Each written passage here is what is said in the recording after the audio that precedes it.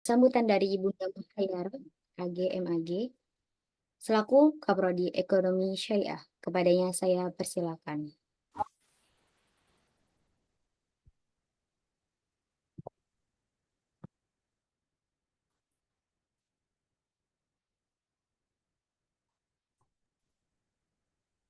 Oke, suara Ibu jelas, Alfa? Jelas Ibu. Ya. Bismillahirrahmanirrahim. Assalamualaikum warahmatullahi wabarakatuh. Waalaikumsalam warahmatullahi wabarakatuh, Ibu.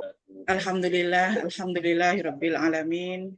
Assalatu wassalamu ala asyrafil anbiya'i wal mursalin wa ala alihi wa ashabihi ajma'in. Qala Allah ta'ala fil Qur'anil Karim. Bismillahirrahmanirrahim. Yarfa'illahu alladhina amanu minkum walladhina utul ilma darajat al-ayah. Yang kita hormati bersama Bapak narasumber, ini Bapak Kandidat Doktor Ahmad Rifai. Mohon doanya ya nak ya semuanya biar Pak Rifai ini dilancarkan studinya. Beliau sedang studi S3 di UIN Jakarta. Anak-anakku sekalian, Pak Rifai ini adalah mantan praktisi. Ilmunya banyak. Beliau pernah menjabat sebagai Kepala Cabang Baitul Mal wa Tamwil Darut Tauhid punya Agim selama 17 tahun. Jadi nanti kita bisa ngilmu banyak sama beliau gitu ya. Jadi mohon semuanya memanfaatkan kesempatan siang hari ini untuk betul-betul menyimak ilmu yang disampaikan oleh beliau. Gitu ya. Ya, sholawat serta salam kita sanjungkan kepada baginda Rasulullah Shallallahu Alaihi Wasallam yang telah membawa kita dari alam kebodohan menuju dinul haq Islam. Anak-anakku sekalian, tema kajian kita kali ini adalah manusia produktif menurut Al-Quran. Ini merupakan tema yang sangat menarik dan relevan dengan kehidupan sehari-hari kita. Seperti kita ketahui bersama, mungkin yang pernah belajar agama dengan Ibu, saya selalu mengungkapkan bahwa salah satu karakteristik ajaran Islam adalah syamil mutakamil. Syamil mutakamil itu apa? Integral, menyeluruh, sempurna. Artinya Al-Quran sebagai kitab suci tidak hanya berbicara tentang akidah dan ibadah, tetapi juga memberikan tuntunan tentang kehidupan kita sehari-hari. Termasuk di dalamnya bagaimana menjadi manusia yang produktif. Di dalam Al-Quran kita diajarkan bahwa setiap individu adalah khalifah di muka bumi. Ya, kita adalah mandataris Allah dan sebagai khalifah kita memiliki tanggung jawab untuk mengelola dan memanfaatkan segala potensi yang Allah berikan dengan sebaik-baiknya untuk kemaslahatan umat. Ya. Allah berfirman, Bismillahirrahmanirrahim, wasakhkhara lakum ma fis samawati wal ardh. Jadi semua yang ada di langit dan di bumi sudah ditundukkan oleh Allah untuk kita sebagai khalifah. Jadi produktivitas dalam konteks Islam bukan hanya sekedar bekerja keras untuk mencapai tujuan duniawi, tetapi lebih dari itu, produktivitas adalah wujud ibadah kita kepada Allah. Ini mudah-mudahan nanti ada yang bikin laporan reportase ya, tim. Oke. Jadi melalui kajian ini kita akan bersama-sama menggali lebih dalam tentang konsep produktivitas dalam perspektif Islam. Kita akan belajar bagaimana cara menyeimbangkan kehidupan dunia dan akhirat, dan bagaimana cara memanfaatkan waktu dengan sebaik-baiknya, dan bagaimana cara meraih kesuksesan yang bernilai di sisi Allah. Baik anak-anakku sekalian, semoga kajian ini dapat memberikan manfaat yang sebesar-besarnya bagi kita semua. Jadi saya mohon jangan disambi, ya. Ini ilmu nggak bisa disambi. Kalau kita dengerin check and recheck mungkin sambil masak juga kita langsung paham. Tapi ilmu nggak bisa, nah. Jadi mohon disimak dengan sebaik-baiknya. Sekali lagi buat Mas narasumber, makasih banyak Mas. Mohon dibimbing mahasiswa Eksar yang hebat-hebat ini. Ya, terima kasih. Assalamualaikum warahmatullahi wabarakatuh. Waalaikumsalam Waalaikumsalam Waalaikumsalam warahmatullahi warahmatullahi wabarakatuh. wabarakatuh. Terima kasih Saya kepada izin off Ibu. cam ya. Saya sambil Baik, menerima tamu. Iya, warahmatullahi. baik. Izin foto dulu. Mas Ustadz. Oh iya, foto dulu boleh, Nak. Selanjutnya ada sesi foto. Boleh, Najwa. Silakan dinyalakan kameranya. Baik, sebelumnya mohon semuanya dibuka ya cam-nya.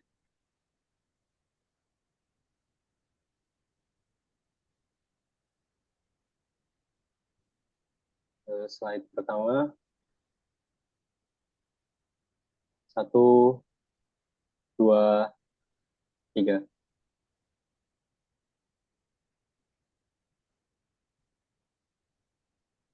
Oke. Slide kedua. 1, 2, 3.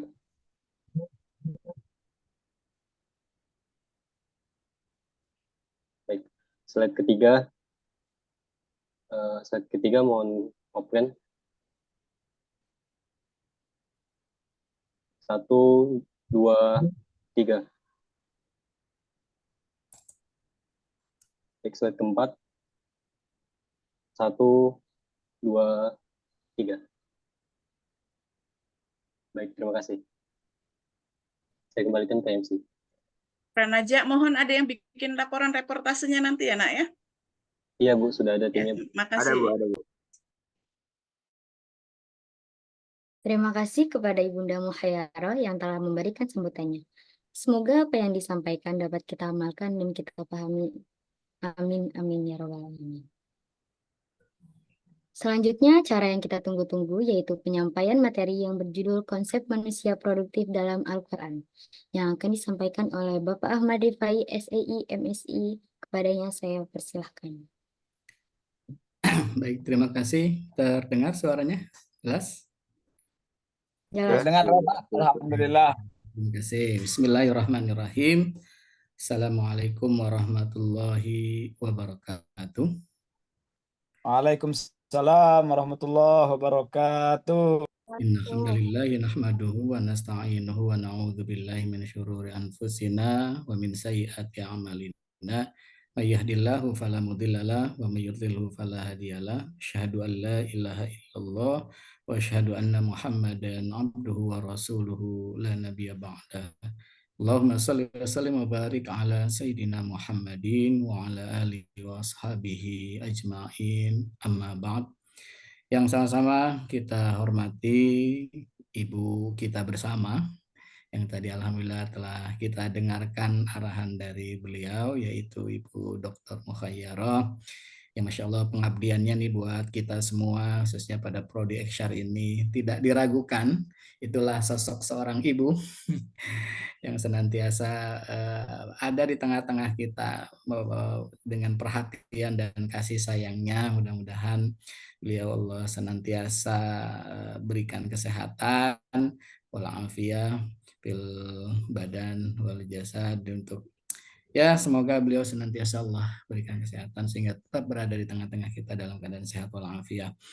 Para dosen lain mungkin hadir juga pada kesempatan pagi hari ini, serta adik-adikku semua, para calon praktisi dan penggiat ekonomi syariah yang insya Allah mudah-mudahan menjadi bagian dari pejuang agama Allah untuk mensosialisasikan ekonomi syariah, membumikan ekonomi syariah, sehingga tentunya ini bisa menjadi satu ladang dakwah bagi kita semua. Rekan-rekan yang dirahmati Allah, sebuah kebahagiaan tentunya buat saya pada kesempatan pagi hari ini kita sama-sama bisa meluangkan waktu untuk bertukar pikiran, berbagi pengalaman. Tentunya ya membedakan saya dengan rekan-rekan kan ini karena ya lahirnya lebih dulu, kemudian juga ada pengalaman sedikit yang tentunya mudah-mudahan ini bisa menjadi satu pengetahuan tambahan buat rekan-rekan semua, Sehingga tentunya mudah-mudahan rekan-rekan jauh lebih sukses dibandingkan kami yang saat ini sedang meniti jalan dakwah seperti yang Bu Muhayyaroh dan para dosen sedang lakukan. Tentunya kami mendoakan tentunya agar rekan-rekan menjadi generasi-generasi penerus yang lebih kuat terlebih pada sisi ekonomi syariah. Tema kita tentunya pada kesempatan pagi hari ini tentunya kita bicara tentang produktivitas atau manusia yang produktif dalam kacamata Al-Quran, sehingga mudah-mudahan selepas dari kajian kita pada kesempatan pagi menjelang siang hari ini menjadi satu momentum bersama untuk kita mengoptimalkan kemampuan dan karunia Allah terhadap diri kita, sehingga kita menjadi pribadi-pribadi yang punya mindset berpikir tentang diri kita sebagai pribadi yang spesial, pribadi yang punya dengan segala karunia dan kelebihannya, sehingga kita bisa menjadi manusia yang produktif, baik dari sisi dunianya maupun nilai produktivitas dari sisi nilai-nilai akhirat dalam rangkaian ibadah kita pada Allah Subhanahu wa Ta'ala. Oleh karenanya, izin saya ingin menyampaikan, ada materi yang ingin saya sampaikan. Mudah-mudahan ini bisa menjadi bekal bagi rekan-rekan untuk menyempurnakan kajian kita pada kesempatan pagi hari ini. Sudah terlihat belum? Sudah, Pak. Ya. Baik rekan-rekan semua, tentunya bicara produktif kan sebenarnya sudah sangat familiar di telinga kita. Yang pasti tentunya produktivitas ini menunjukkan pada tingkat kesuksesan dan tentunya keberhasilan pribadi kita. Kalau pada sisi penghasilan, misalkan nilai produktivitas itu kan dilihat seberapa besar penghasilan yang kita raih misalkan. Tapi kalau kita pahami bersama perihal nilai produktivitas itu sendiri dalam konsepnya, apa yang dimaksud dengan produktif itu, maka bisa kita lihat di sini. Bicara produktif adalah yaitu satu kemampuan untuk menghasilkan sesuatu yang bermanfaat dalam waktu yang efisien. Tentunya semakin produktif seseorang bukan hanya sekedar menyelesaikan tugas dari yang diberikan atau menyelesaikan pekerjaan yang menjadi amanah, tapi tentunya bicara produktif adalah bicara tentang mana yang paling efisien.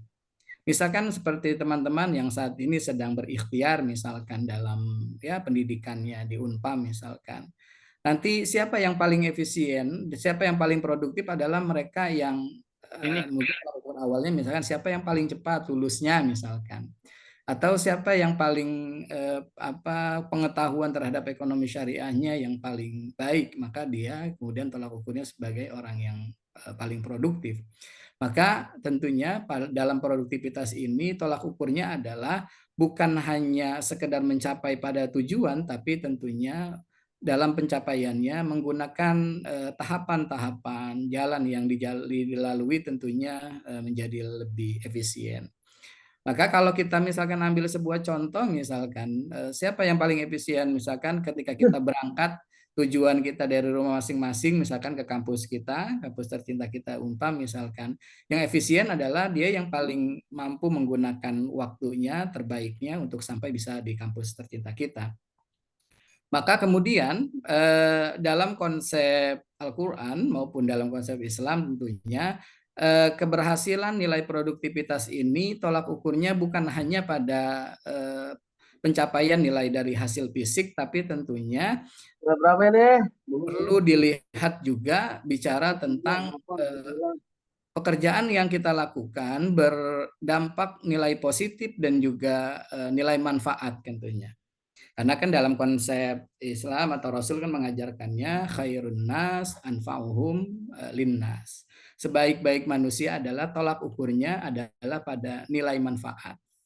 Bisa jadi nanti kita dihadapkan pada misalkan satu keputusan di mana akan dihadapkan pada nilai produktivitas dari sisi misalkan pendapatan atau kemudian pada sisi yang lain misalkan. saya pribadi mungkin beberapa waktu yang lalu pernah menghadapi pada posisi itu. Kalau tadi amanah yang disampaikan oleh Bu Dr. Muhayyara, pengalaman saya di BMT, saya kan memang dari 2007 sampai 2024 kemarin amanahnya di BMT Darut Tauhid. Kemudian sebenarnya berakhirnya amanah saya di BMT Darut Tauhid itu karena saya diminta untuk menjadi direktur pusat di kantor pusat di Bandung dan saya harus pindah ke Bandung. Tapi kemudian saya merasa ya ini tolak ukurnya adalah produktivitas diri saya, menghadirkan manfaat mana yang pada akhirnya memberikan nilai manfaat yang lebih. Mungkin bisa jadi kalau tolak ukurnya pada sisi penghasilan misalkan, saya merasa lebih produktif ya ketika saya menjadi seorang direktur BMT gitu dengan penghasilan yang sudah dijanjikan. Tapi saya merasa ada nilai produktif lain, yaitu tolak ukurnya adalah mana yang memberikan manfaat lebih baik bagi saya, dan saya merasa dakwah dan pendidikan adalah saat ini menjadi prioritas buat saya pribadi. Akhirnya saya memutuskan pada keputusan untuk fokus pada pendidikan dan juga dakwah. Nah, ini bicara tentang nilai produktivitas yang kita kerjakan, tolak ukurnya memang bukan hanya pada nilai materi, tapi tolak ukurnya pada dampak positif yang kita lakukan dari pekerjaan yang kita lakukan ini menjadi satu tolak ukur, apalagi bicara tentang kebermanfaatan dari yang kita lakukan. Sehingga tentunya dalam konsep Al-Quran, bicara tentang produktivitas ini memiliki makna bukan hanya sampai pada tujuan yang ingin kita tuju, tapi tentunya berpengaruh pada sisi aspek spiritual dan juga aspek sosial. Aspek spiritual artinya segala pencapaian yang kita lakukan dalam keberhasilan kita, berbagai macam ya tujuan hidup kita lah. Setiap kita kan ada goals yang ingin kita capai. Tentunya segala goals itu adalah satu jalan untuk kita semakin mendekatkan diri kepada Allah Subhanahu wa Ta'ala. Tentunya berharap kan begitu. Pekerjaan apapun yang kita lakukan adalah dalam rangkaian taqarruban ilallah, mendekatkan diri kita kepada Allah. Nanti mungkin teman-teman akan berkarya dimanapun, mungkin tidak hanya pada sisi perbankan, bisa jadi nanti akan ada tadi mungkin akan mendirikan BMT, kemudian ada mungkin nanti yang bekerja, bahkan mungkin bisa jadi sampai di luar negeri. Nah, etos kerja sebagai seorang muslim adalah yang semua yang kita lakukan saat ini kan karena kita pahami tujuan kita, keberadaan kita tentunya wa ma khalaqtul jinna illa liya'budun. Tidak ada yang kuciptakan jin dan manusia hanya untuk penghambaan kita. Artinya semua profesi nanti yang kita lakukan adalah dalam upaya membangun aspek spiritual dalam diri kita, bahkan sebisa mungkin perbuatan dan pekerjaan yang kita lakukan adalah dalam mendekatkan diri kita kepada Allah Subhanahu wa Ta'ala. Auzubillah, sebaliknya jangan sampai pekerjaan yang kita lakukan justru semakin menjauhkan diri kita dari Allah Subhanahu wa Ta'ala. Tentunya dari aspek spiritual ya semakin dikit kalau kita sebut sebagai hubungan vertikal kita kepada Allah Subhanahu wa Ta'ala, maka kemudian ada aspek yang disebut dengan hablum minan nas, yaitu pada aspek pendekatan secara nilai sosial. Artinya pekerjaan yang kita lakukan nilai produktivitasnya bukan hanya sampai pada tujuan goals tadi pekerjaan kita, tapi pada akhirnya bagaimana dampak sosial dari pekerjaan yang kita lakukan juga bagian dari tolak ukur terhadap nilai produktivitas yang kita lakukan. Maka kalau kita lihat di sini misalkan bagaimana pandangan Quran dalam urusan pekerjaan misalkan.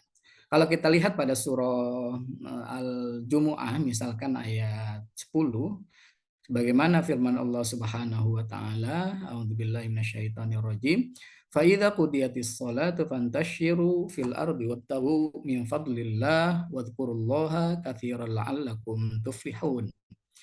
Di sini menggambarkan sebuah kehidupan yang aktivitas rangkaian kehidupan yang sempurna, keseimbangan. Di mana apa kata Allah Subhanahu wa taala dalam firman-Nya, fa idza qudiyatis shalah. Ketika telah ditunaikan salat itu, fantasyiru, maka diperintahkan kita untuk bertebaran di muka bumi ini, untuk menjemput karunia Allah, untuk kembali kita melakukan aktivitas kehidupan kita. Wabtagu min fadlillah, dan carilah karunia-karunia Allah itu. Tapi dalam rangkaian mencari karunia Allah itu, jangan dilupakan tentang wadhkurullaha katsiran, dan hendaklah kita senantiasa mengingat Allah Subhanahu wa taala sebanyak-banyaknya, la'allakum tuflihun, agar kita semua menjadi pribadi-pribadi yang meraih keberuntungan. Maka tentunya kalau kita memahami terhadap firman Allah dalam surah Al-Jumu'ah ayat ke-10 ini menjadi sebuah keseimbangan kehidupan. Sebagai tujuan utama, sebagaimana yang tadi disampaikan, tujuan utama kita adalah ibadah, maka rangkaian aktivitas yang kita lakukan, apapun ya, mungkin kalau sekarang teman-teman misalkan kuliah, kemudian mungkin ada yang bekerja, aktivitas keseharian kita itu, termasuk aktivitas sosial kita yang lain, adalah dalam rangka menunggu dan menunaikan kewajiban kita. Atau kalau dalam realitanya, pekerjaan yang kita lakukan, misalkan kita sholat subuh misalkan tadi sudah sholat subuh. Untuk sebenarnya kan dari waktu subuh sampai dengan waktu zuhur itu adalah waktu tunggu kita untuk menunaikan sholat zuhur. Nah, sambil tentunya menunggu sholat zuhur yang masih lama, maka lebih baik kemudian kita akan melakukan aktivitas.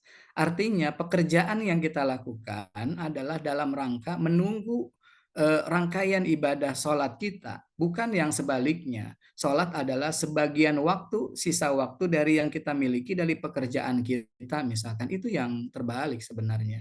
Kalau kita pahami di sini, ketika sudah ditunaikan sholat, sudah ditunaikan kewajibannya, maka kemudian beraktivitas kembali, diperintahkan untuk kita bertebaran di muka bumi ini dalam rangka menjemput karunia-karunia Allah itu, mengambil karunia-karunia Allah itu. Tapi memang dalam menjemput karunia Allah, maka kemudian tetap diingat tentang senantiasa membersamai Allah Subhanahu wa taala.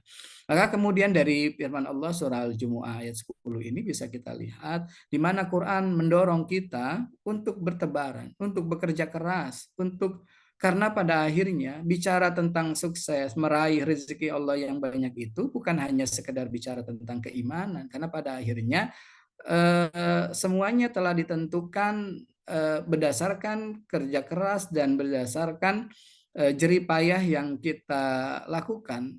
Laha ma kasabat wa 'alaiha maktasabat. Semuanya berdasarkan perjuangan kita. Artinya bicara tentang rezeki Allah, karunia Allah, memang itu bukan bicara tentang nilai keimanan. Siapa orang yang mau bekerja keras, makanya ada konsep yang disebut dengan manjada wajada. Siapa yang bersungguh-sungguh memang pasti akan diraih itu semua.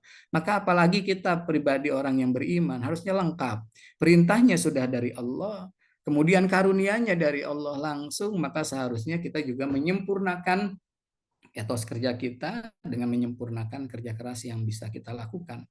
Kemudian ditambah pada sisi lain nilai pekerjaan bagi kita. Bagi mungkin kaum non-muslim bisa jadi pekerjaan itu tolak ukurnya hanya untuk mendapatkan penghasilan atau mendapatkan income misalkan. Kalau buat kita kan bisa disempurnakan, bahkan kita bisa memahami semua yang kita kerjakan, apalagi teman-teman misalkan dalam menuntut ilmu, yang kalau dalam sabda baginda Rasul, man kharaja fi talabil ilmi fahuwa fi sabilillah hatta yarji', disebut sebagai oleh Rasul kita nih orang-orang yang menuntut ilmu di jalan Allah sebagai fi sabilillah, dalam di jalan Allah, sehingga ketika kita wafat misalkan alhamdulillah atas kuasa Allah, misalkan pada akhirnya disebut sebagai orang yang wafat dalam keadaan fi sabilillah, dan mudah-mudahan syuhada menjadi ganjarannya. Ini kan karena memang semua etos pekerjaan yang kita lakukan bisa berpotensi menjadi nilai ibadah. Tentunya diawali memang dibarengi dengan niat ketika kita melangkah. Makanya teman-teman ketika kita keluar dari rumah untuk berangkat kuliah dan lain sebagainya, niatkan, ya Allah, saya ingin keluar dari rumah dalam rangka menuntut ilmu, menjadi menunaikan kewajiban menuntut ilmu. Mudah-mudahan Kau berikan berkah, sehingga Bagi kita orang yang beriman, dari sisi nilai rupiah mungkin kita raih, tapi kemudian nilai keberkahan bahkan menjadi nilai ibadah yang kita lakukan itu semua bisa bernilai ibadah di sisi Allah Subhanahu wa taala. Dan dari ayat ini pula menjadi sebuah keseimbangan bagaimana antara kehidupan dunia dengan kehidupan akhirat. Sebagaimana yang Allah firmankan misalkan dalam surah Al-Hasyr, ya ayyuhalladzina amanu taqullaha wal tanzur nafsum ma qaddamat lighad wattaqullah innallaha khabirum bima ta'malun. Hendaknya kita senantiasa melihat pada hari yang akan datang. Kita raih kesuksesan itu, dan tapi kesuksesan yang kita ingin raih, keberhasilan yang kita ingin raih adalah dalam upaya jalan untuk meraih kesuksesan akhirat kita. Artinya, makanya kan dunia itu disebut sebagai mazra'atul akhirah, ladangnya untuk kita yaumil akhir. Artinya, keberhasilan yang kita raih, yang ingin kita raih, misalkan saat ini tujuan banyak goal yang ingin kita raih, bukan hanya sekedar mencapai kenikmatan yang disebut dengan hasanah fid dunya, tapi mudah-mudahan dan tentunya dalam upaya kita mencapai lebih tujuan yang lebih besar lagi dan tujuan yang lebih jauh lagi dalam kehidupan yang abadan abada, yaitu hasanah fil akhirah.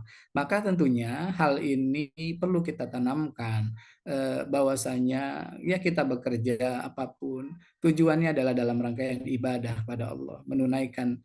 Maka cirinya apakah pekerjaan yang kita lakukan ini bernilai ibadah atau tidak, tinggal dilihat efek dari pekerjaan kita. Makin mendekatkan diri kepada Allah atau justru makin menjauhkan. Kalau makin mendekatkan, maka itu menjadi potensi nilai ibadah di sisi Allah. Kalau makin menjauhkan, berarti sebaliknya. Atau kemudian nilai yang lain adalah misalkan pekerjaan yang dilakukan adalah yang sesuai dengan nilai syariah, tidak bertentangan dengan nilai syariah. Itu bisa dinilai sebagai rangkaian pekerjaan yang bernilai sebagai ibadah. Jadi ini tentunya dari surah Al-Jumu'ah ayat 10 ini bisa kita pahami tentang keseimbangan kehidupan dunia dan akhirat, termasuk juga dalam urusan dalam etos kerja kita. Maka kemudian bisa kita lihat di sini nilai-nilai produktif dalam Al-Quran bisa kita lihat dalam beberapa firman Allah Subhanahu wa taala. Misalkan bicara tentang nilai kejujuran, sebagaimana firman Allah Subhanahu wa taala dalam surah Al-Baqarah ayat 42, Allah Subhanahu wa taala berfirman, wala talbisul haqqo bil batil wa taqtumul haqqo wa antum ta'lamun. Hendaknya kita menggunakan pakaian kebenaran, jangan menukar kebenaran dengan kebatilan, dan wala taqtumul haqqo, dan kemudian kita jangan menyembunyikan kebenaran itu, wa antum ta'lamun, dan kau tahu tentang kebenaran itu. Maka ini tentunya dalam membangun produktivitas pribadi-pribadi kita yang produktif kan harus dibangun dengan nilai kejujuran. Kalau ya Rasul dengan karakter sidiknya yang dapat dipercaya itu karena memang nilai kejujuran. Pribadi-pribadi yang jujur ini kan bukan hanya disenangi oleh umat Islam, seluruh manusia pun rasanya senang dengan berinteraksi dengan pribadi orang yang jujur, walaupun memang ada istilah misalkan saat ini sulit mencari orang yang jujur di tengah dinamika kehidupan dan pencapaian-pencapaian orang yang ingin dicapai saat ini, rasanya katanya sulit untuk menjadi pribadi yang jujur. Ya, tapi kalau misalkan ada istilah seperti itu, ya setidaknya kita membangun dari pribadi kita lah, pribadi yang jujur. Tentunya jujur memang akan sulit, terlebih dalam posisi misalkan dalam posisi kita posisi salah, misalkan ada khilaf kita, itu mungkin kalau dalam dalam kondisi-kondisi yang tidak dalam kondisi yang biasa-biasa saja, mungkin jujur akan menjadi satu yang mudah, tapi kalau dalam kondisi kita yang salah, misalkan sulit untuk berkata pada sisi kejujuran, walaupun memang ada ganjarannya. Maka ini pribadi orang yang produktif adalah nilai-nilai produktif dalam Al-Quran dinilai pada sisi nilai kejujuran. Kemudian yang kedua adalah pribadi orang yang produktif adalah orang yang penuh disiplin, komitmen. Karena ini kan yang dipegang orang itu adalah nilai komitmennya. Makanya orang yang tidak komitmen kan kemudian dalam Quran disebut sebagai orang yang munafik. Ayatul munafik. munafiqin thalathun idza haddatsa kadzdzaba wa idza wa'ada akhlafa wa idza tu'mina khana. Orang-orang yang munafik itu, orang-orang yang ya termasuk yang tidak disiplin itu dikatakan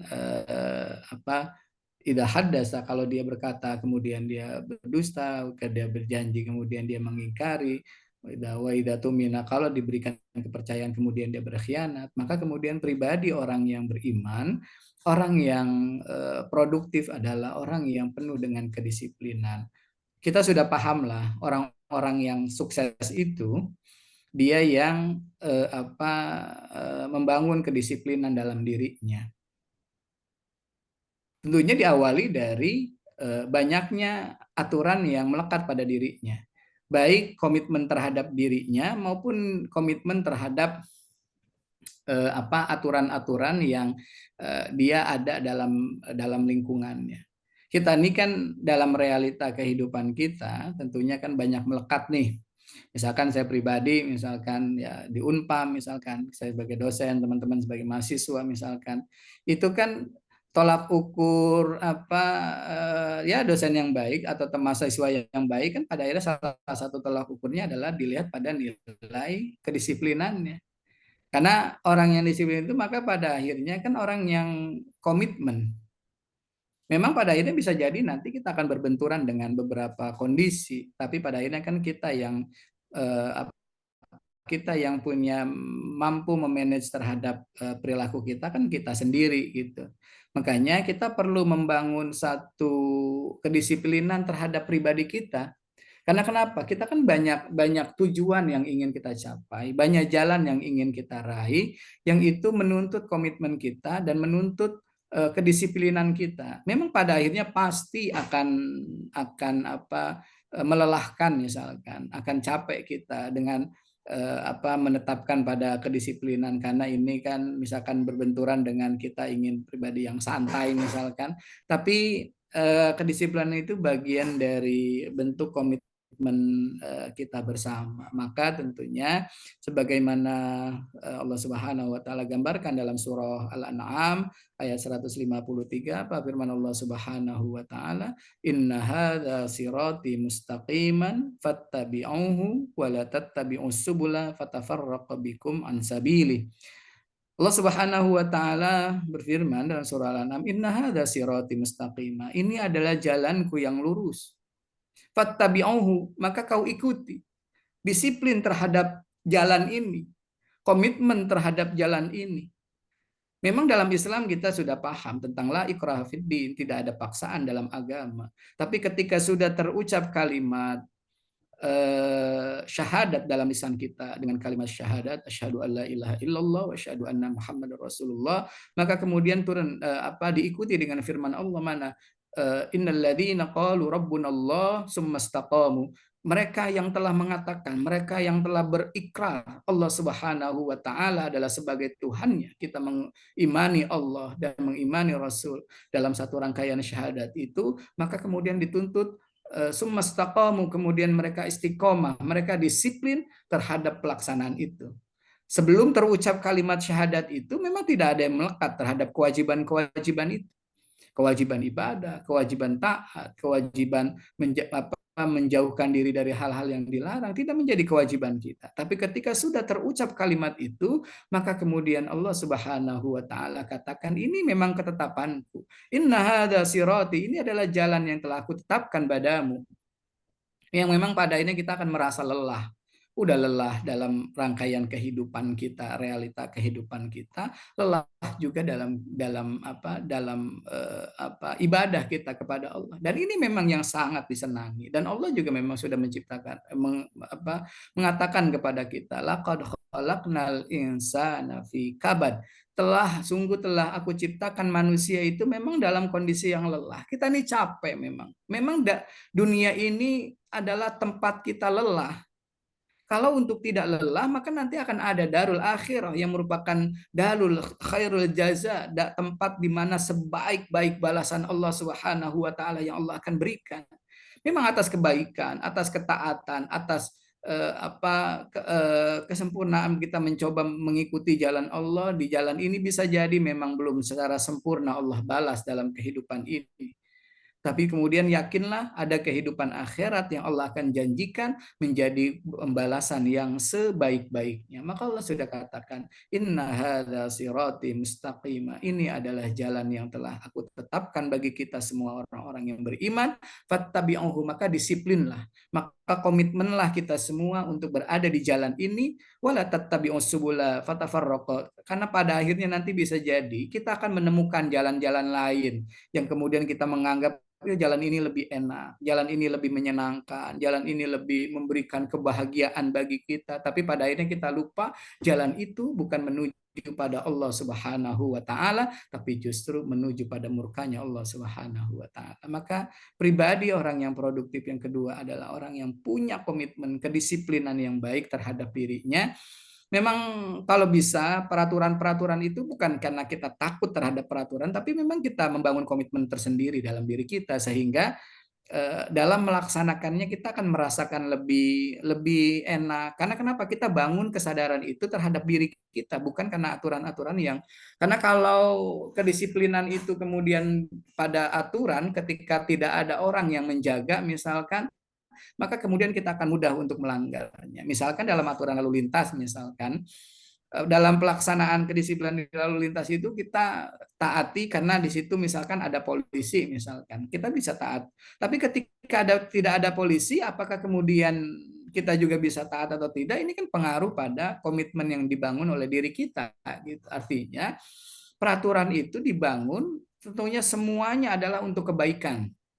Walaupun pada pelaksanaannya misalkan kita merasa kok rasanya memberatkan, kok rasanya, tapi semuanya yakinlah kalau secara aturan manusia saja kita bisa paham aturan lalu lintas itu adalah untuk kebaikan dan keselamatan kita dalam berkendara, maka yakinlah teman-teman semua, adik-adikku semua, peraturan yang Allah tetapkan, baik Rasulullah menetapkan dalam berbagai macam sunnahnya adalah dalam upaya kebaikan dunia kita, terlebih keselamatan kita di akhirat. Walaupun pada realitanya akan bertentangan bisa jadi dengan dengan perilaku-perilaku kita, tapi dengan kedisiplinan dan komitmen itu maka menjadi satu nilai-nilai produktivitas yang bisa kita hadirkan.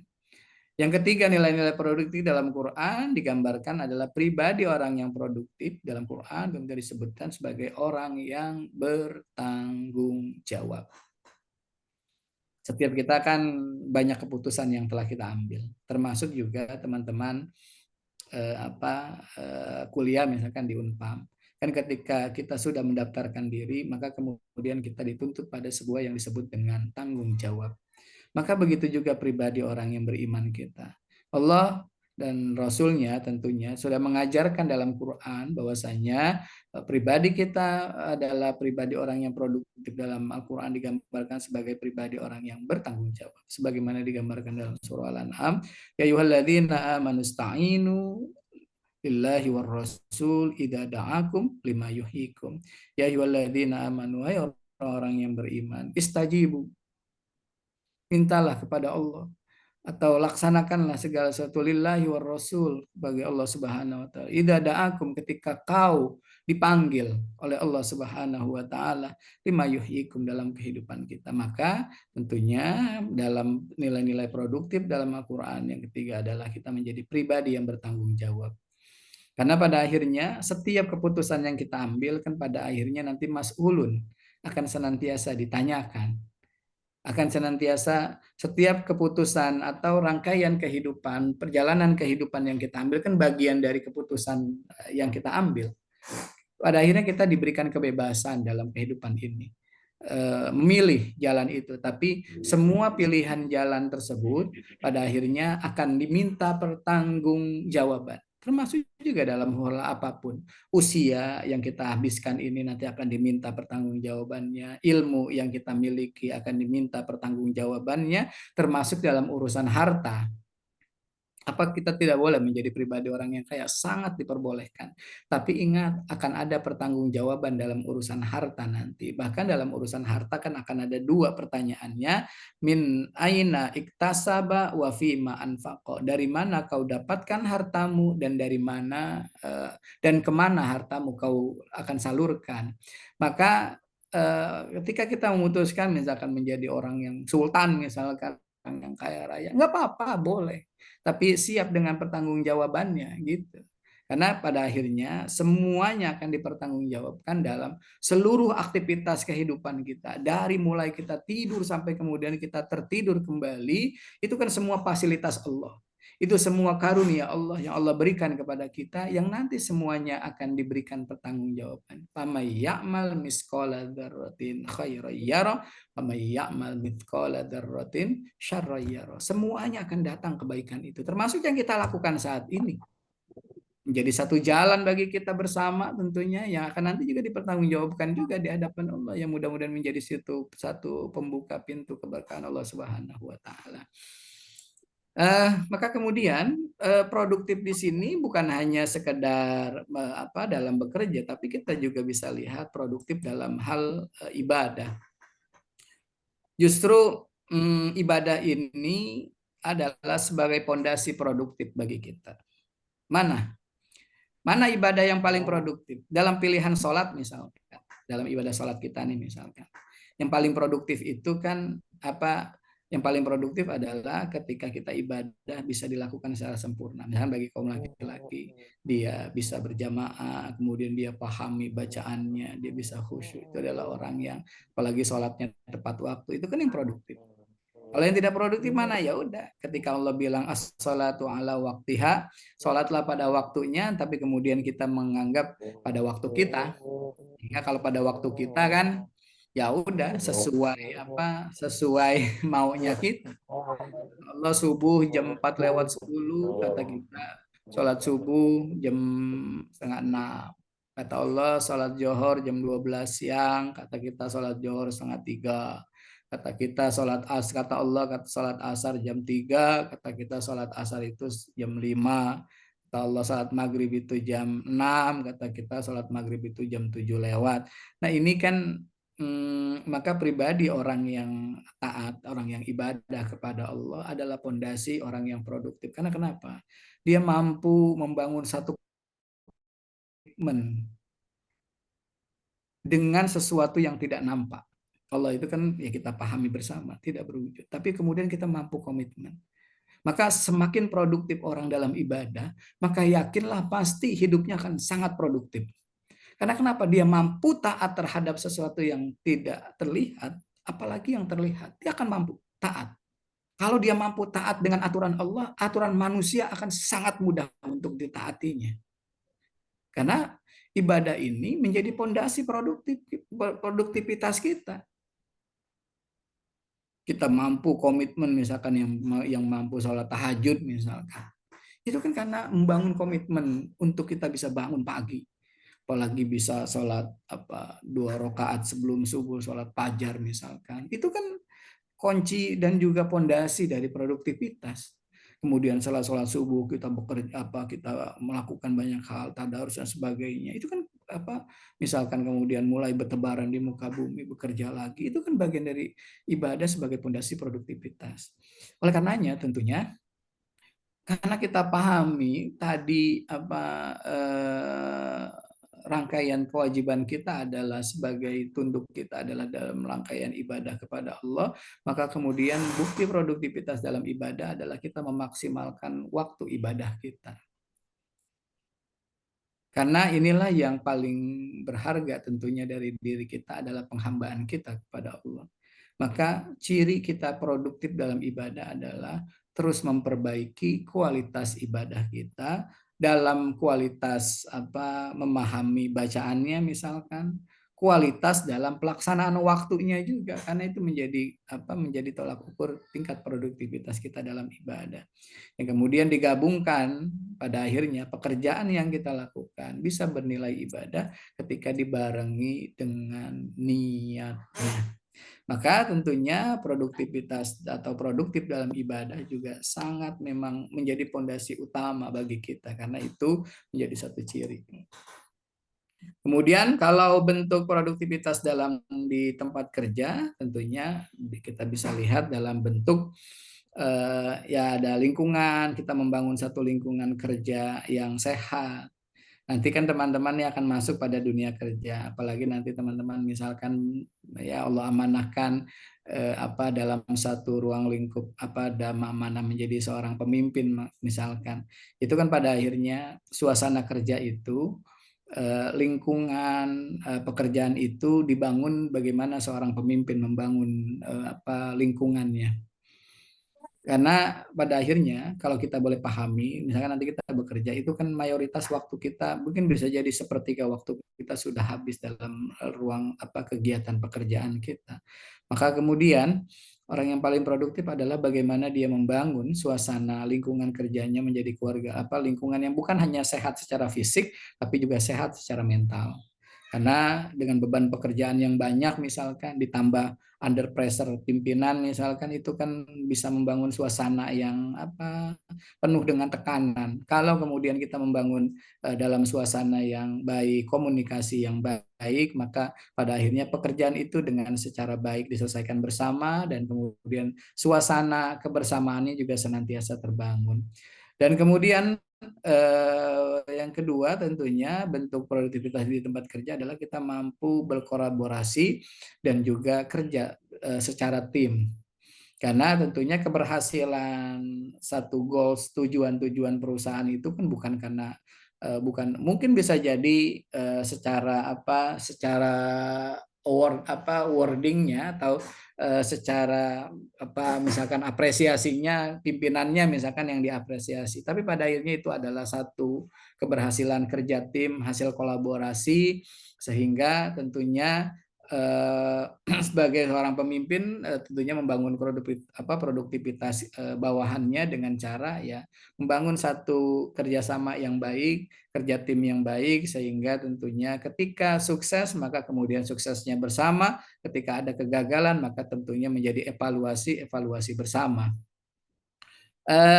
Yang ketiga tentunya adalah menjadi produktivitas di tempat kerja adalah bagaimana kemampuan kita mengatasi tantangan di tempat kerja, karena pada akhirnya ya kita kan bekerja nanti itu yang dihadapi kan pencapaian-pencapaian sehingga pasti pencapaiannya akan senantiasa meningkat dari waktu ke waktu dan itu kan perlu dilakukan dengan menjawab tantangan-tantangan tersebut dengan adanya kerja tim dan kebersamaan maka itu semua bisa diraih. Hal yang paling salah satu yang indikator utama perihal produktivitas adalah bagaimana kemampuan kita mengelola waktu secara baik. Makanya kan Allah Subhanahu wa taala banyak sekali menyebut dengan kalimat waktu. Wal asr, wal fajar, wal lail, banyak sumpah dengan waktu. Dan berbagai macam waktu itu wasubh, demi waktu subuh, karena memang waktu itu menjadi satu hal yang berharga. Kapan kemudian kita nih waktu itu berharga? Biasanya kalau udah mepet-mepet tuh. Karena kita merasa kenapa kita banyak melalaikan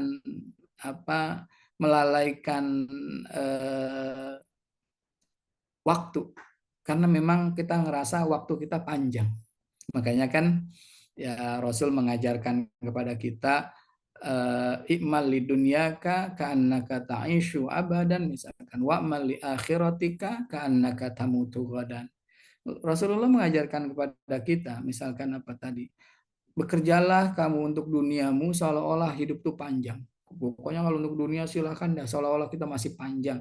Tapi kalau untuk ibadah kepada Allah maka kemudian lakukan yang terbaik. Karena kenapa? Ka'annaka tamutu ghadan, seolah-olah kita akan hidup sebentar lagi sehingga kita akan menyempurnakan dan beribadah dengan sebaik-baiknya. Kalau misalkan kita nauzubillah misalkan diponis ini hidup Anda nih tidak lama lagi 3 bulan, itu rasanya orang akan ibadah sebaik-baiknya. Karena kenapa? Dia merasa punya waktu yang sempit.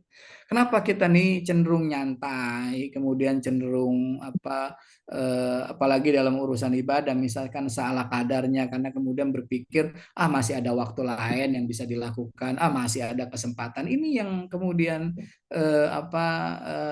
menjadi satu hal yang perlu kita perbaiki bersama. Karena tentunya dalam Islam sendiri tadi yang sudah saya sampaikan begitu menggambarkan kehidupan waktu itu menjadi satu hal yang penting. Setiap kita itu dikaruniakan waktu yang sama oleh Allah. Nggak ada yang lebih dari 24 jam.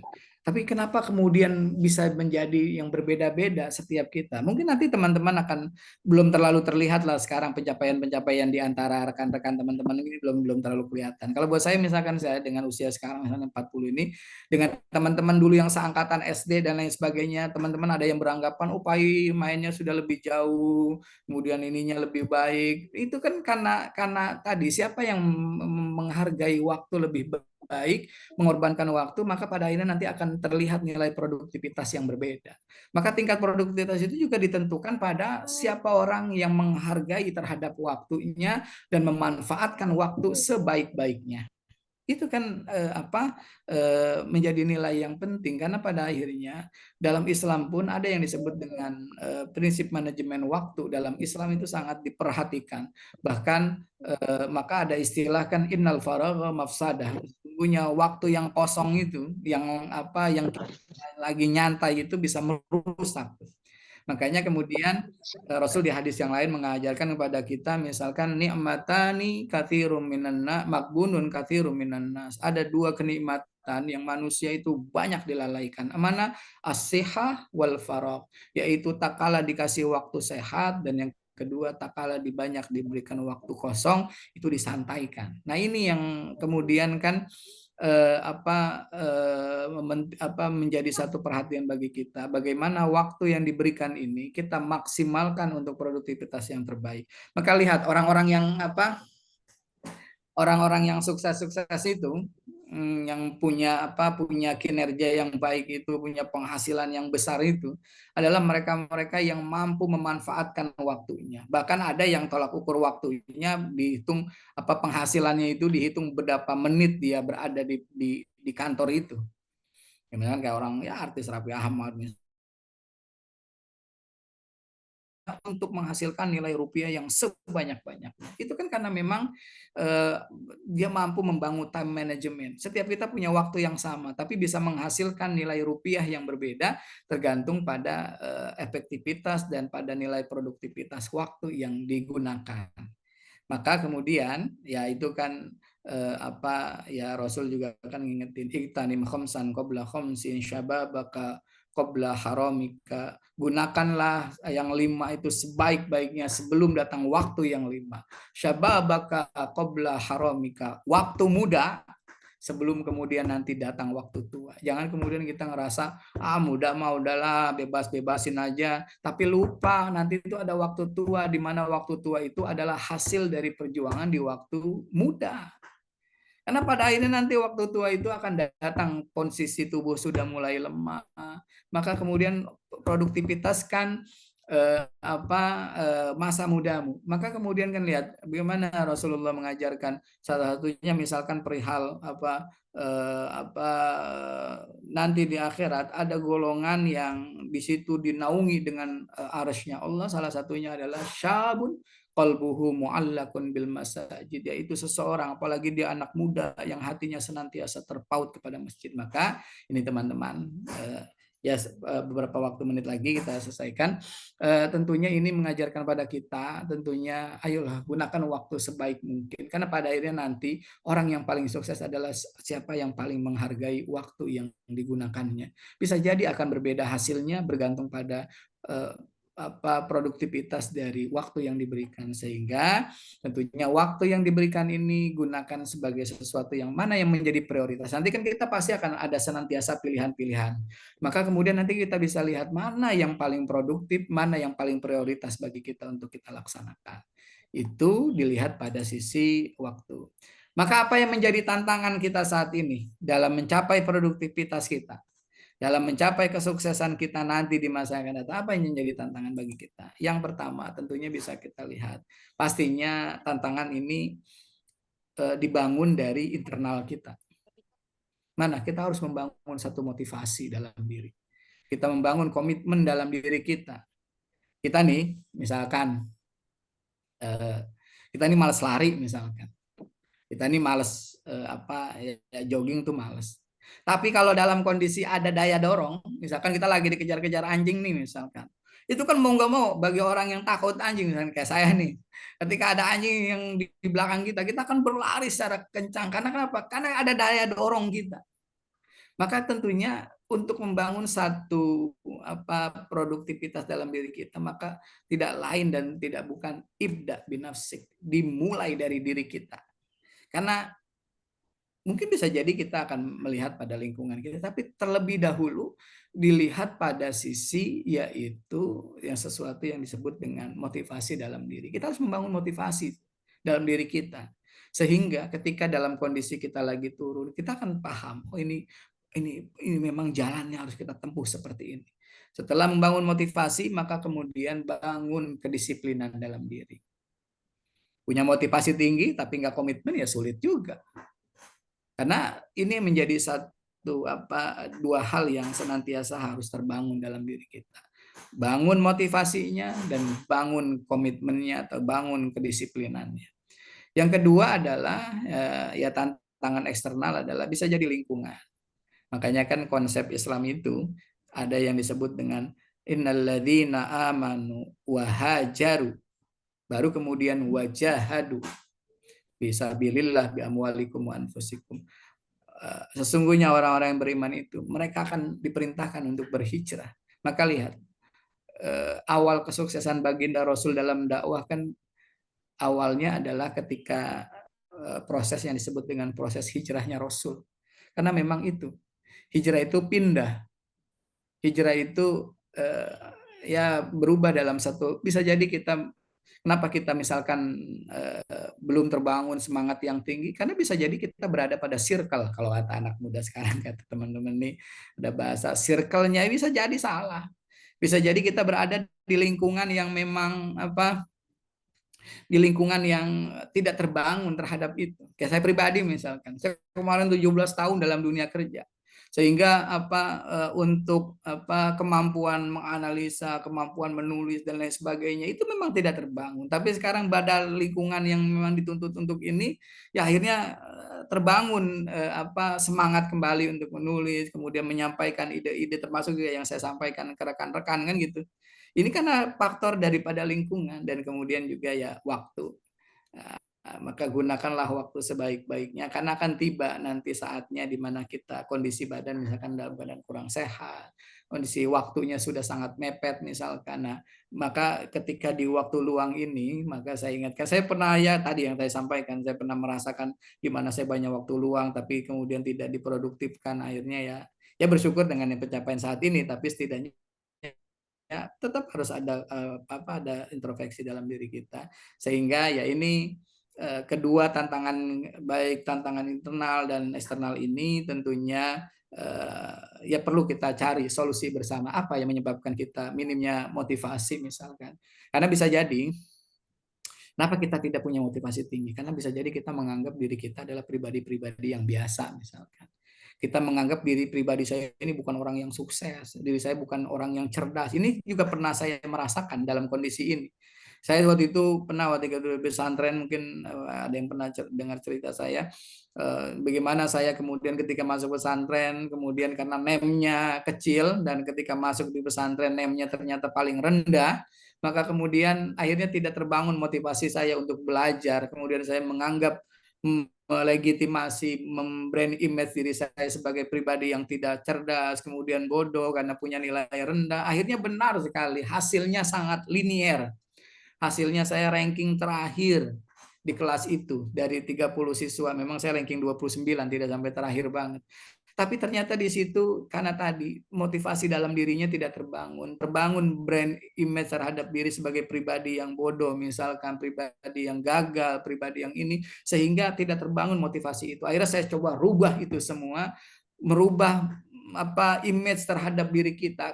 Artinya orang itu kan sebenarnya tergantung dari diri kita. Kalau kita berhasil, kita cerdas, orang akan memuji kita. Ketika kita gagal, orang hanya senantiasa membuli kita atau merendahkan kita. Jadi bangun kepercayaan diri kita, bangun semangat dalam diri kita, karena pada akhirnya yang luar itu, lingkungan kita itu memberikan feedback sesuai dengan apa yang kita keluarkan. Maka ini rekan-rekan semua yang dirahmati Allah, mudah-mudahan ya sedikit pengalaman pribadi saya pribadi tentunya, mudah-mudahan menjadi satu pertanda, menjadi bekal buat teman-teman di masa yang akan datang untuk jauh lebih sukses dan mengejar semua yang ingin diraih itu dengan komitmen bersama, bangun produktivitas, tapi jadikan semua rencana-rencana itu tujuan akhirnya adalah untuk taqarruban ilallah, makin mendekatkan diri kita pada Allah Subhanahu wa taala. Saya rasa itu rekan-rekan semua. Mudah-mudahan ada manfaatnya. Silakan kalau ada hal-hal yang ingin kita sharing atau ingin kita bicarakan, saya persilahkan rekan-rekan semua. Ya, itu. Silakan MC-nya. Baik, terima kasih kepada Bapak Rifai yang telah memberikan materinya. Semoga apa yang kita sampaikan dapat kita amalkan dan dipahami. Amin. Selanjutnya ada sesi tanya jawab. Silakan jika ada yang ingin bertanya.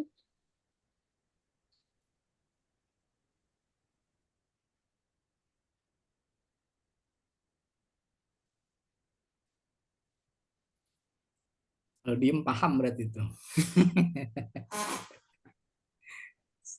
Mas Ustadz, Ya, Ibu. mungkin anak-anak saya belum memulai, jadi saya mantik aja ini. Ya boleh, Bu. Mungkin dikasih tips and trik supaya anak-anak bisa memanfaatkan waktu kosongnya gitu ya dengan hal-hal yang bermanfaat daripada kemudian mengelompok gitu ya, masing-masing punya geng gitu kan. Kemudian jadinya saling membicarakan satu sama lain.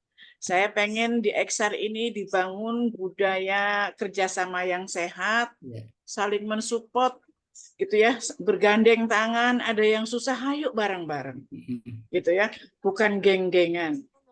Tidak merasa dirinya paling benar, tidak merasa dirinya paling berkuasa, dan seterusnya. Itu Mas Ustadz, terima kasih. Ya, memang ini ya, kalau saya kan memang saya pribadi sih dari dulu itu senang membuat time schedule terhadap ya diri saya. Misalkan di semester pertama misalkan apa yang saya harus lakukan, di semester kedua apa yang saya harus lakukan, termasuk juga membangun relasi misalkan dalam berorganisasi pun, kemudian membangun ya tadi jenjangnya dari mulai bahasanya mungkin remaja masjid, kemudian naik pada level kelurahan, naik level kecamatan, kemudian level kota, bahkan terakhir pada level provinsi. Misalkan dulu zaman-zaman kuliah dulu itu kan terbangun dari komitmen kita. Nah, termasuk juga teman-teman ini kan memang waktu itu kalau mau dihabiskan akan habis saja, tapi pada akhirnya akan menjadi nilai yang berbeda ketika kita membangun kebersamaan tadi yang disampaikan oleh Ibu. Misalkan teman-teman perlu membangun kebersamaan, artinya tadi ini termasuk agenda yang teman-teman lakukan ini kan bagian dari tahapan untuk mencapai kesuksesan bersama di bidang ekonomi syariah. Misalkan dengan misalkan teman-teman nanti membuka kajian-kajian bersama, diskusi bersama, karena itu kan akan membuka wawasan-wawasan bagi teman-teman. Sebenarnya tantangan rekan-rekan ini kan punya tantangan yang lebih berat sebenarnya dibandingkan dengan kami atau Ibu misalkan. Kalau dulu kan kita untuk dalam diskusi itu kan perlu banyak membaca, kemudian berdasarkan analisa-analisa kita. Kalau anak-anak kita kan sekarang semuanya ketika ada pertanyaan, nanyanya dari Google, jawabannya juga langsung dari Google, ya selesai kan komunikasinya. Akhirnya tidak terbangun jiwa-jiwa kritis itu. Saya merasakan mahasiswa sekarang itu memang tantangannya lebih berat mereka, karena sulit untuk tidak nanya simbah Google, itu sulit gitu, karena semuanya sudah terjawab di situ. Mau nanyanya ini pertanyaan pertanyaannya yang cocoknya apa nih, nanya ke Mbah Google, jawabannya juga pasti dari Mbah Google lagi. Akhirnya sudah tidak terbangun tuh jiwa kritis kita, kemudian apa pengetahuan kita. Maka ini perlu dibangun kelompok-kelompok. Kalau dulu kami waktu di pesantren itu ada kelompok kayak apa ya, kalau sekarang mungkin kayak Indonesia Lawyers Club lah. Itu kita bentuk tuh kelompok-kelompok itu di pesantren waktu itu. Selalu ada yang presentasi, nanti akan ada dibikin kelompok pro dan kelompok kontra. Kalau misalkan kelompok yang pro, maka apapun yang disampaikan oleh pemateri, walaupun itu salah, dia harus mencari nilai kebenarannya. Begitu juga yang kontra, misalkan yang disampaikan oleh pematerinya adalah sesuatu yang benar, tapi karena dia pada posisi di pro, maka dia harus mencari sisi kesalahannya itu mana. Ini bukan tentang bicara nilai benar dan salah, tapi bicaranya pada bagaimana kita mengeluarkan pendapat dan ide-ide gagasan kita. Jadi memang harus dibangun sesuatu yang kreatif lah buat rekan-rekan nih. Jadi tidak hanya pada level belajar dan selesai belajar kemudian selesai pula, tapi bagaimana, karena kan pada akhirnya nanti dalam dunia pekerjaan itu kan kalau saya melihat misalkan akademis yang kita punya itu menjadi rasa-rasanya nanti banyak yang rasanya kita bisa nemuin kok kayaknya nggak nyambung gitu, tapi justru yang dituntut itu jiwa kita yang kreatif, kemudian bisa tenang dalam kondisi pressure, tekanan dan lain sebagainya, itu yang diperlukan nanti dalam dunia kerja seperti itu. Nah, itu kan terbangun dari membangun komunikasi bersama-sama tuh gitu. Gitu. Baik, selanjutnya ada yang ingin bertanya kembali. Ya, rekan-rekan silakan.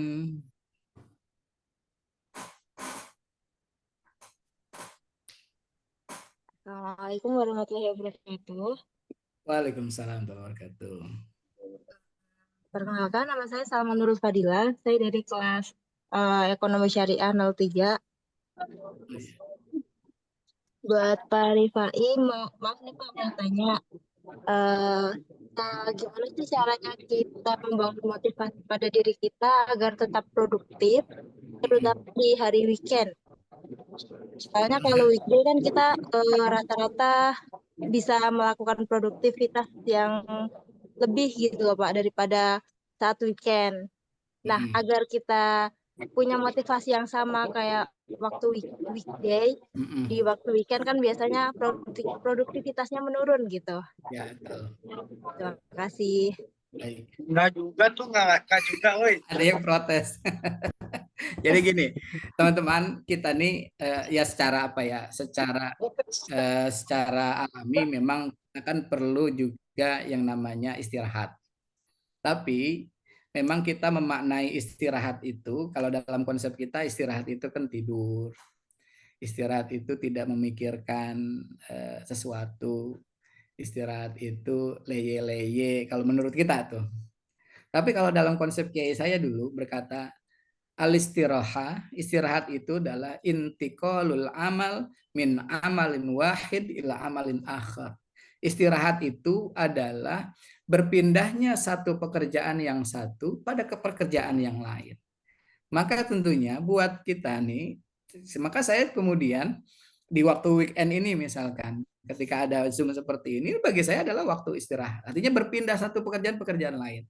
Tadi bangun pas 3:30 misalkan, kemudian tahajud dan sebagainya, kemudian jadi imam sholat subuh, kemudian setelah itu saya main badminton tadi 2 jam dan sebagainya. Itu proses istirahat bagi saya. Pindah kemudian dan semuanya itu punya nilai produktivitas yang berbeda.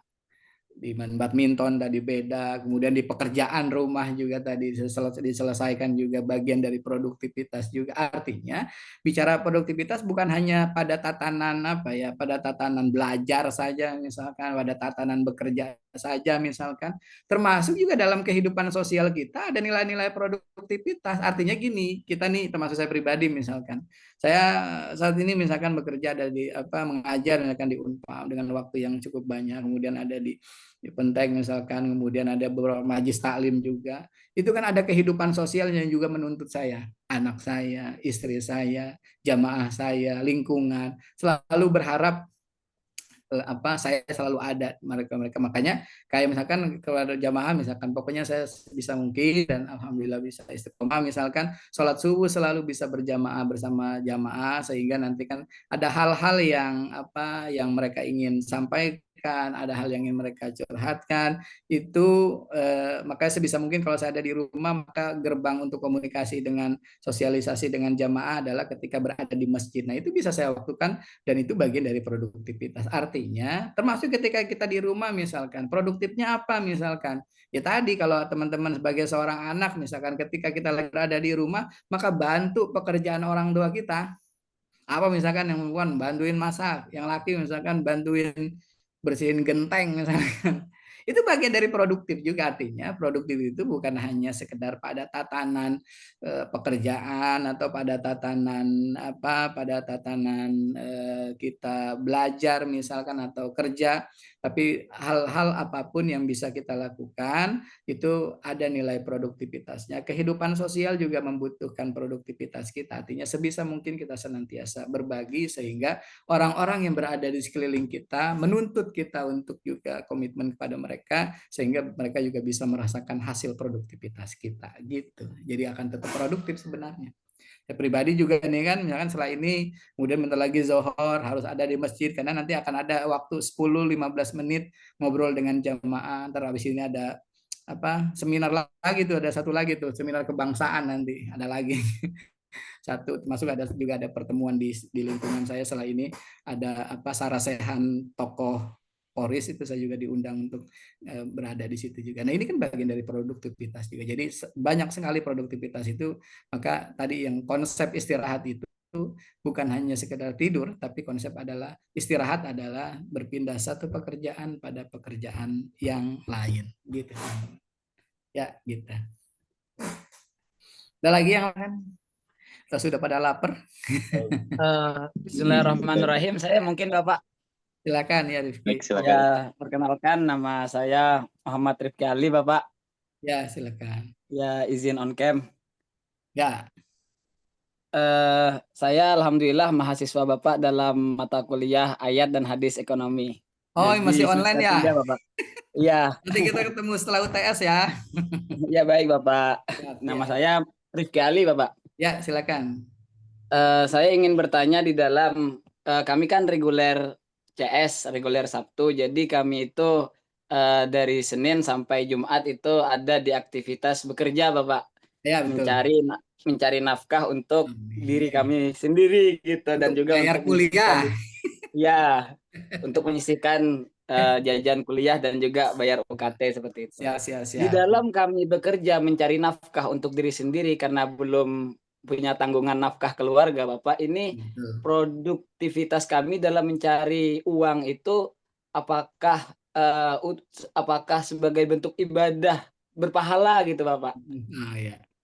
Iya, soalnya tidak dinafkahkan ke istri enggak karena belum punya istri, punya anak juga belum punya gitu. Tapi untuk biaya hidup sendiri, biaya konsumsi sendiri dan juga bayar jajan buat uang jajan dan juga bayar nyisihkan UKT seperti itu. Ya, apakah itu juga bernilai pahala itu kami bekerja itu? Betul. Nah, udah itu aja. Ya, seperti itu Bapak. Ya, terima kasih. Baik Mas Rizky Ali, Marifi Ali. Ya tentunya maka perintah perihal produktivitas itu juga perlu kita lihat pada sisi tadi kan pada lingkungan sosial kan. Maka kemudian dalam Islam ada konsep tadi kalau kita menyinggung misalkan tadi saya misalkan kerja nih untuk memberikan nafkah kemudian pada anak, pada istri misalkan itu kan bagian dari ibadah. Maka apakah kemudian teman-teman yang masih bujangan ini juga berpotensi ibadah? Sangat bahkan kalau bisa gini maksudnya kenapa saya bilang seperti itu? Karena tadi bergantung pada niat kita. Apalagi misalkan pekerjaan yang kita lakukan kemudian memberikan dampak yang baik. Maka kan konsep sedekah itu wa'atidal qurba. Berikanlah sedekah itu kepada orang yang paling dekat. Maka bagian dari nilai produktivitas dari pekerjaan kita bisa dirasakan oleh orang lain. Misalkan yang terdekat orang tua kita misalkan.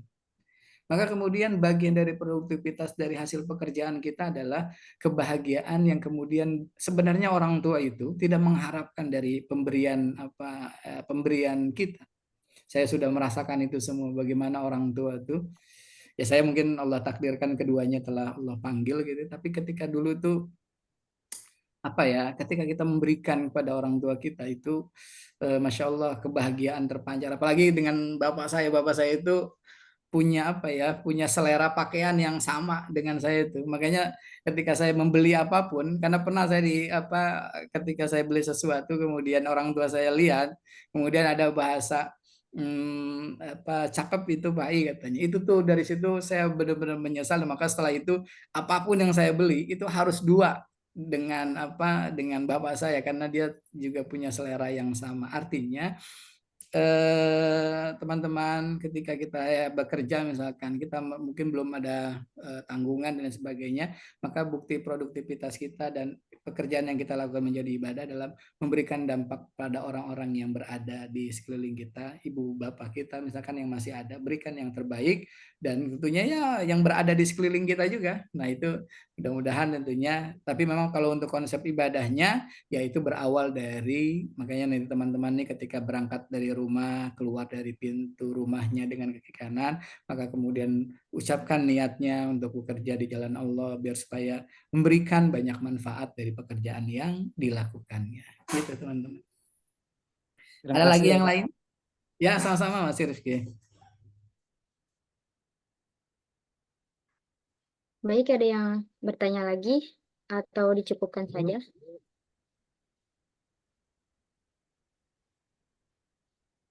Kalau nggak ada cukup, Nam.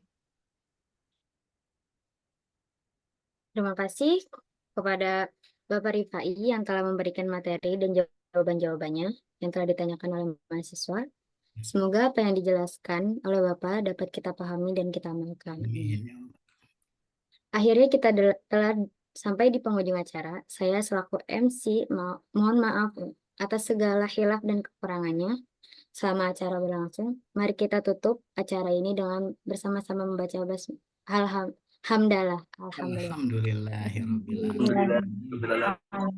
Sampai berjumpa lagi di lain kesempatan. Syukran kasyaron. Wassalamualaikum warahmatullahi wabarakatuh. Waalaikumsalam. Waalaikumsalam warahmatullahi wabarakatuh. Makasih Ustadz, makasih semuanya anak-anakku, makasih Bima, makasih. Sebelumnya, Maaf ini masih ada sebelumnya ada sesi foto kembali.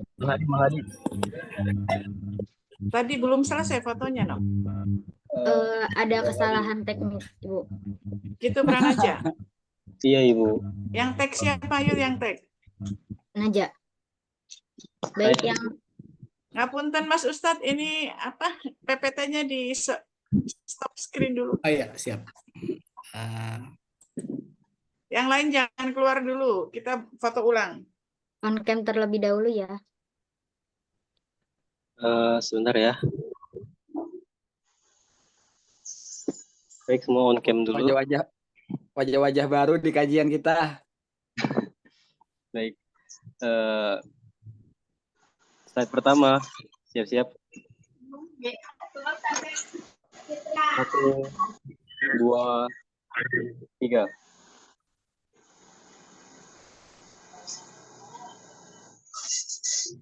Baik, sebentar ya.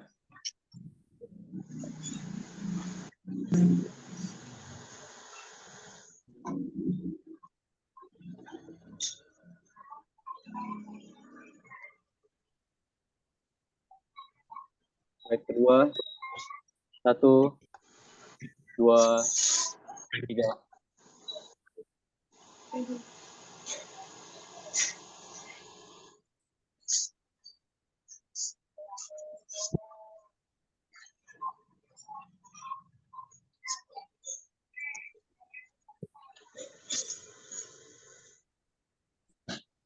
Japar senyum.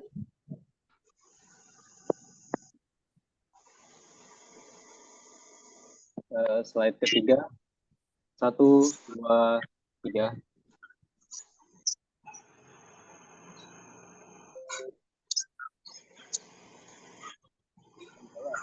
Hartono, buka.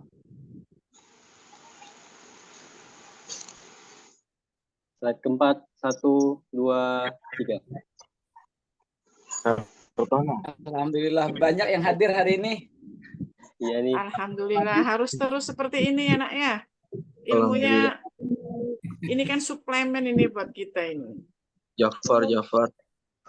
Oke, makasih Mas Ustadz, makasih Bu. Imam, terima kasih anak-anakku sekalian, mahasiswa Excel yang hebat.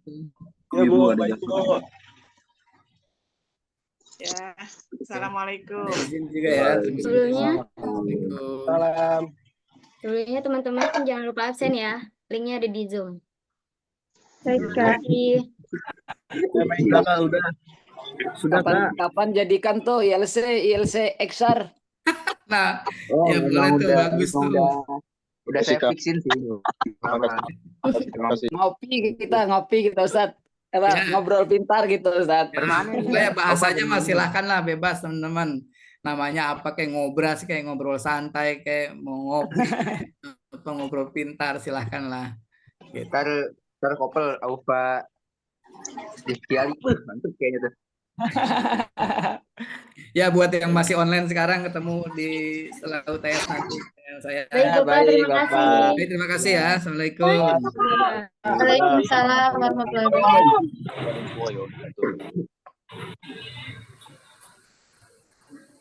Baik, sudah. Terima kasih semua ya. Sama-sama Kak. Ajib ngeselin nih, Ajib. Terima kasih. Jadi gitu tuh Yazid. Saya tuh Bang Arthur nggak ada, Bang Arthur. jadikan ILC gitu. Bang Arthur nggak ada.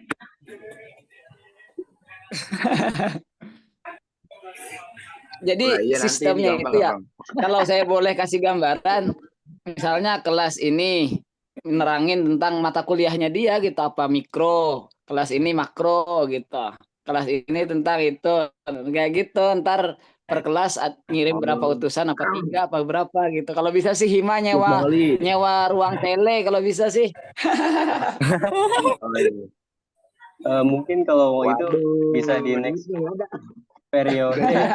Soalnya kan ini udah penghujung periode kamu ya, periode pengurusan. Jadi mungkin di next periode ya.